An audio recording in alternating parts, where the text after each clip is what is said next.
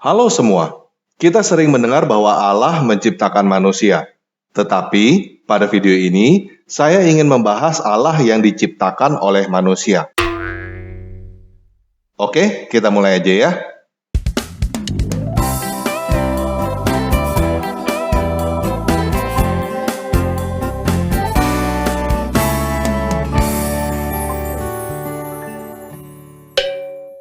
Nah, manusia membutuhkan jawaban atas berbagai hal yang tidak dimengerti.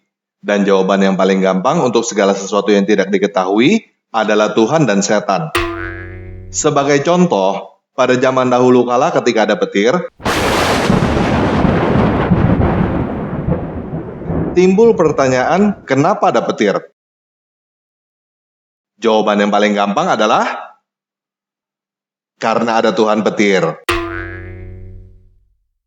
Nah, kenapa jawaban seperti itu bisa diterima oleh manusia? Karena manusia cenderung menerima jawaban daripada tidak ada jawaban. Walaupun jawaban itu keliru, yang penting ada jawaban. Pada saat itu, belum ada jawaban lain yang lebih baik daripada petir ada karena ada Tuhan petir. Pada zaman itu manusia belum tahu bahwa petir terjadi karena ada perbedaan potensi listrik antara langit dan bumi. Pada zaman sekarang, kita bukan hanya tahu bahwa petir terjadi karena ada perbedaan potensi listrik antara langit dan bumi, tetapi kita sudah dapat menguasai dan membuat petir. Nah, yang menjadi masalah adalah jawaban gampangan itu sering dianggap sebagai kebenaran absolut. Apalagi jika yang menjawab adalah seseorang yang kita hormati. Jika kita hidup pada zaman manusia, masih percaya Tuhan petir, dan kita berkata bahwa petir terjadi bukan karena ada Tuhan petir, mungkin kita akan dianggap menghujat Tuhan petir. Kalau kita membuktikan bahwa kita bisa membuat petir, mungkin kita akan dianggap penyihir, atau mungkin malah dianggap titisan Tuhan petir. Hal ini terjadi karena jawaban petir ada karena ada Tuhan petir sudah sangat dipercaya oleh masyarakat pada waktu itu dan dianggap sebagai kebenaran absolut. Begitu juga dengan hal-hal lain yang tidak dipahami oleh manusia. Jawaban yang paling gampang adalah Tuhan dan setan. Makanya ada Tuhan pencipta, Tuhan bulan, Tuhan matahari, Tuhan cuaca, Tuhan kesuburan, Tuhan kemakmuran, Tuhan kematian, Tuhan perang, dan Tuhan-Tuhan lainnya. Semua itu diciptakan oleh manusia sebagai jawaban atas ketidaktahuannya. Yang penting ada jawaban. Sekarang, banyak dari kita yang menganggapnya tahayul. Tetapi, dulu hal itu dianggap sebagai kebenaran. Ilmu yang mempelajari tentang Tuhan ini disebut teologi. Theo berasal dari bahasa Yunani theos, yang berarti Tuhan, Allah, ilah, dewa, dan logi berasal dari kata logos, yang berarti perkataan, atau pemikiran, atau pengetahuan.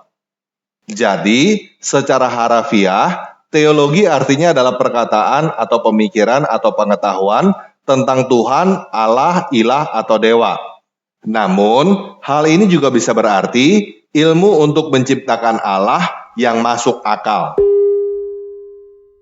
Bagi manusia zaman sekarang, untuk percaya ada Allah petir, Allah bulan, Allah matahari, dan lainnya tidak masuk akal.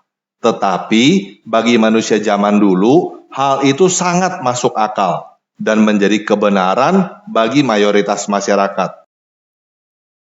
Itulah sebabnya terciptalah berbagai tahayul dan penyembahan supaya Allah yang diciptakan oleh imajinasi manusia itu senang atau tidak marah demi kepentingan manusia itu sendiri. Hal seperti ini masih bisa kita temukan sampai hari ini. Ada yang melihat bencana yang tidak dipahami sebagai tanda bahwa Tuhan sedang marah. Kemudian manusia mengembangkan berbagai cerita dongeng mengenai para Allah itu, seperti halnya Marvel dan DC menciptakan komik yang disukai oleh masyarakat. Apakah Doraemon beneran ada? Kita bisa baca ceritanya, kita bisa lihat Doraemon berbicara di TV, Dan kita bisa lihat Doraemon manifestasi dalam bentuk berbagai merchandise. Kita bahkan bisa tahu mana Doraemon yang asli dan mana Doraemon yang palsu. Jadi, apakah Doraemon beneran ada? Ya, Doraemon beneran ada. Walaupun Doraemon hanyalah makhluk ciptaan imajinasi manusia yang hidup di dunia khayalan. Begitu juga dengan tokoh-tokoh fiksi ciptaan manusia lainnya, seperti Superman, Batman, Iron Man, Spider-Man, dan lainnya. Kita bisa melihat ada banyak penggemar mereka yang mampu mengarang cerita tokoh-tokoh khayalan itu dalam versi yang masuk akal bagi mereka. Kita bahkan bisa menghayal dan berdebat atau berapologetika siapa yang menang jika Batman melawan Iron Man. Mungkin ada front pembela Batman atau front pembela Iron Man. Jadi, tokoh-tokoh komik itu beneran ada, tetapi kita tahu bahwa mereka diciptakan oleh khayalan atau imajinasi manusia. Manusia mampu menciptakan banyak hal di dalam imajinasi. Manusia mampu menciptakan makhluk seperti Doraemon. Manusia mampu menciptakan manusia super yang lebih hebat daripada manusia. Manusia mampu menciptakan Allah.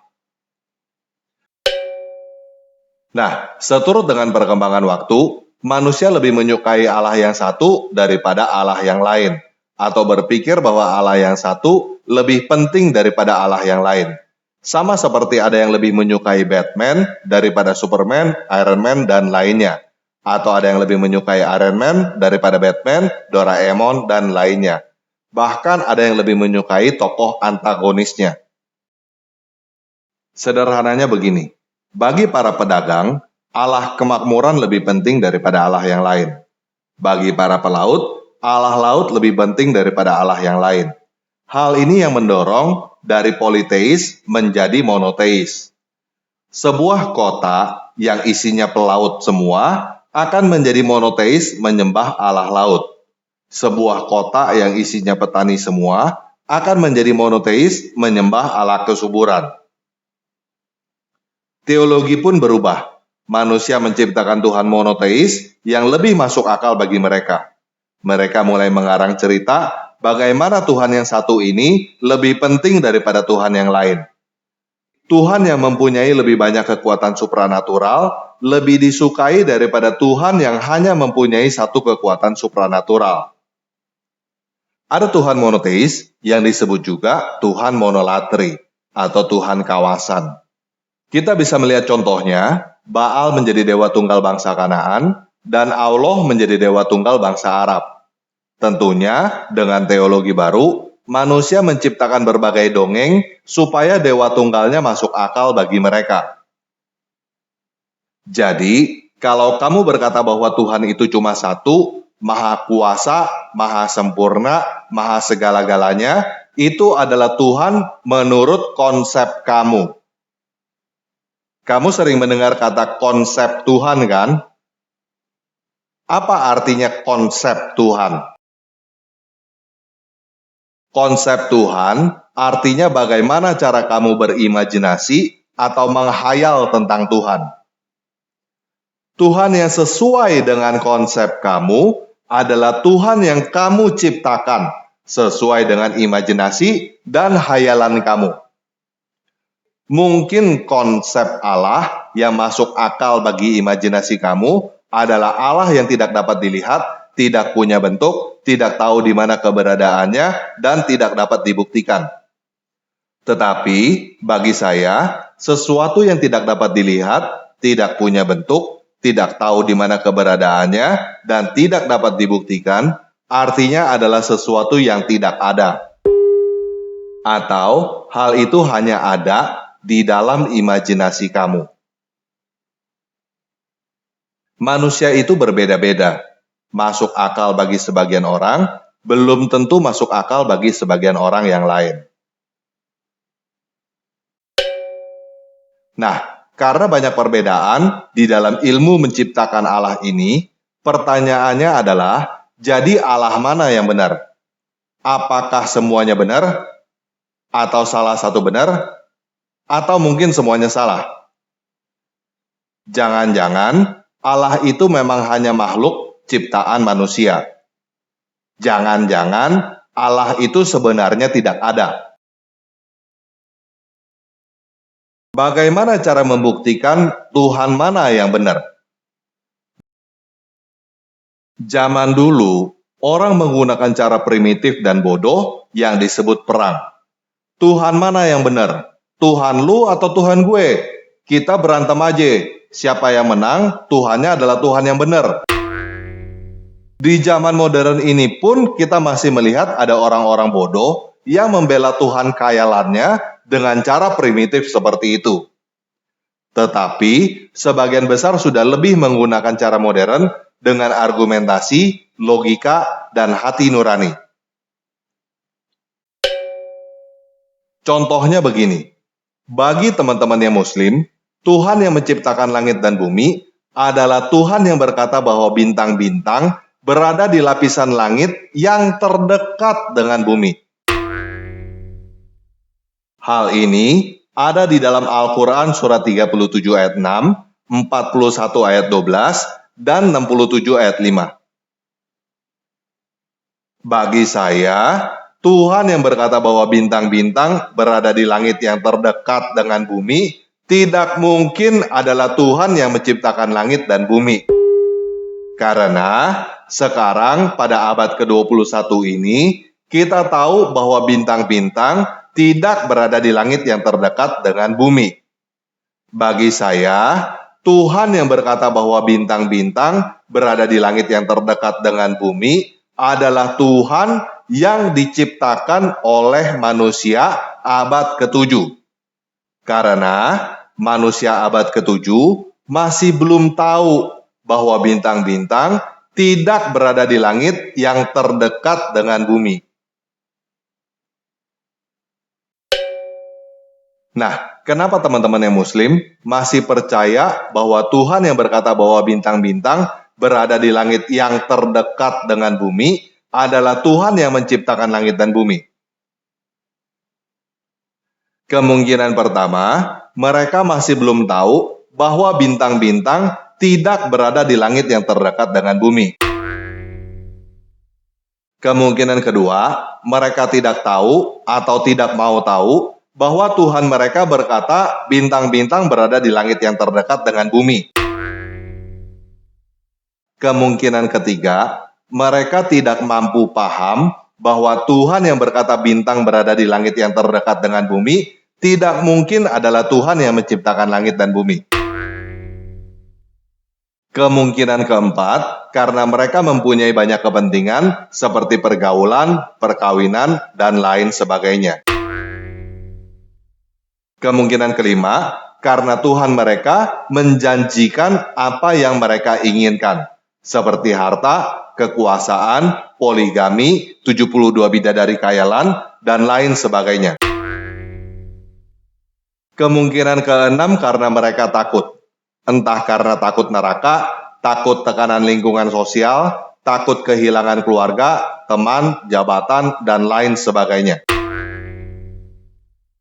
Kemungkinan ketujuh, mereka tidak bisa menerima bahwa apa yang mereka percaya dari kecil ternyata salah.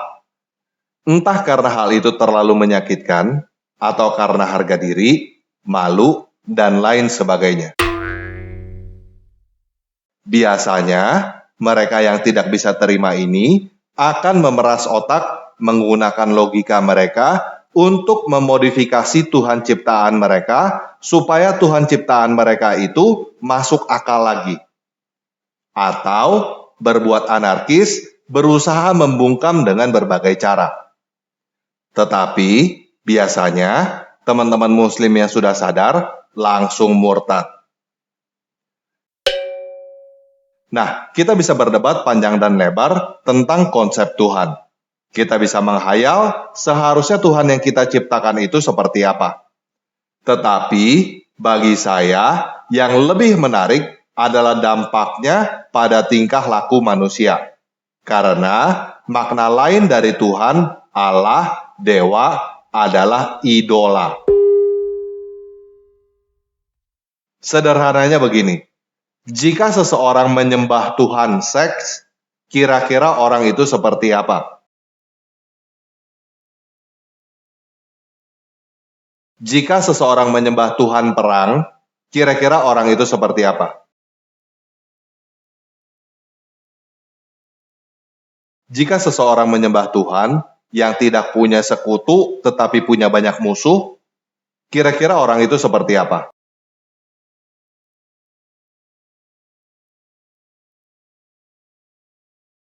Jadi, Tuhan itu ada banyak, guys. Pilih yang benar.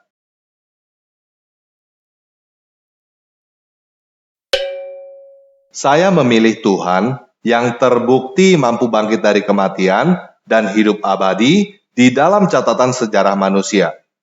Tuhan saya adalah realita, bukan konsep. Oke, sekian video kali ini. Yesus Kristus penguasa saya mengasihi kamu.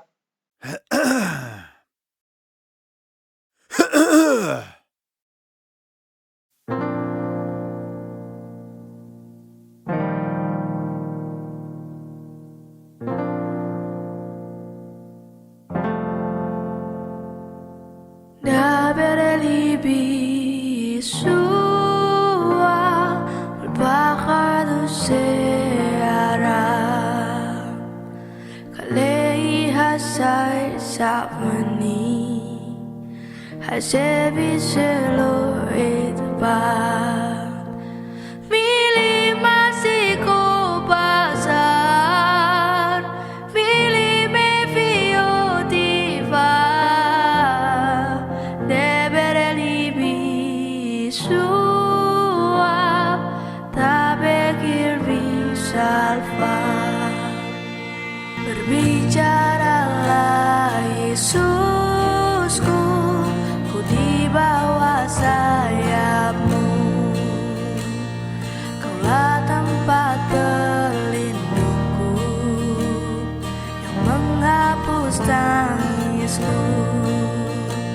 Kata yang di kesembuhan, kata belas kasihanmu, berbicaralah Yesus. Padamu ada damai.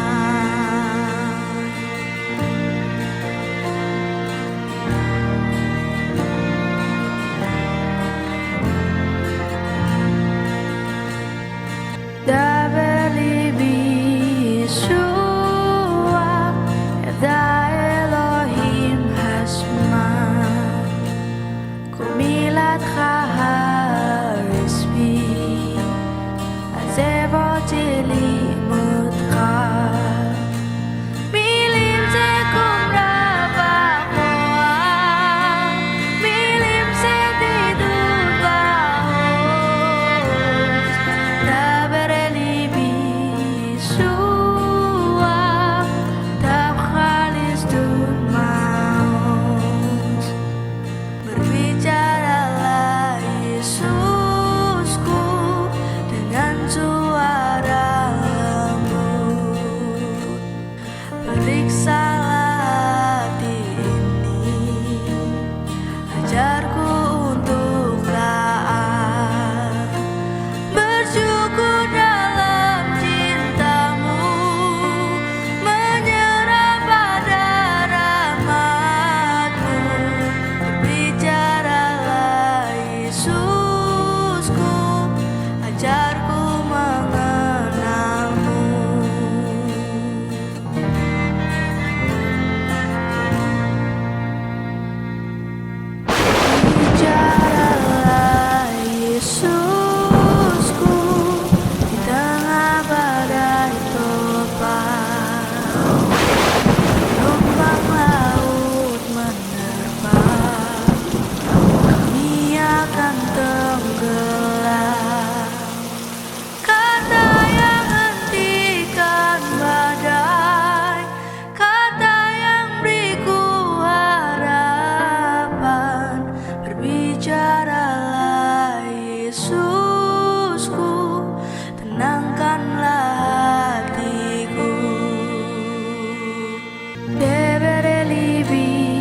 בישוע, אנוע בסר כנפך, נקלע לנפשי הנך, המשך תוהי בך. מילים מרבות עזר, מילים שיחים לבחור, דבר אל ליבי ישוע, הן בקרבך שלום.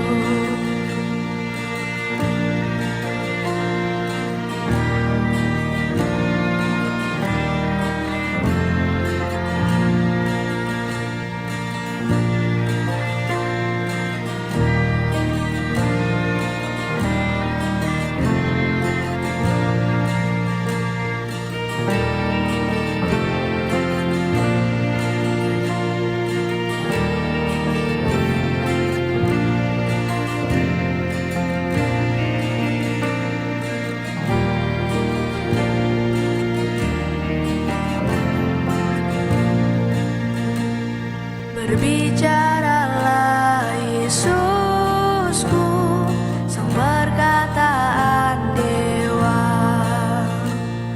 tanamkan kebenaranmu, bentuk laku sepertimu, kata yang penuh kuasa, kata yang menguatkanku. Bicaralah Yesusku, batu karang yang teguh. דבר אל ליבי ישוע, בכל סדר מדעך, ירון על ליבי אשרי.